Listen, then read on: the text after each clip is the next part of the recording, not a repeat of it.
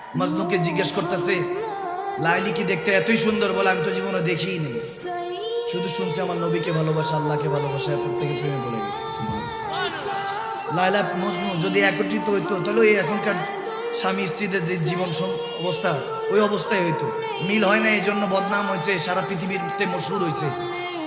একদিন মজনু কুকুরের পা চুমু খাচ্ছে।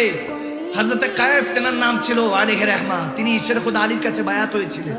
তো সবাই বলতো আলীর কায়েস আর হুজুরে পাকের হলো ওয়াইস। ওয়াইস করুনি, আলীর হলো কায়েস আর দয়াল নবীর হলো ওয়াইস।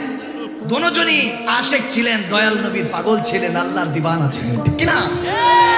হায় হায়, যখন কায়েস কুকুরের পা চুমু খাচ্ছে, বলে, মজনু তুমি আসলে, তোমাকে মজনু ডাকে, পাগল ডাকে, তুমি কুকুরের পা চুমু খাচ্ছ, বলে তুমি কুকুরের পা দেখছো আর আমি খেয়াল করতেছি যে এই কুকুর আমার লায়লার অলিগলিতে হাঁটে। সুবহান।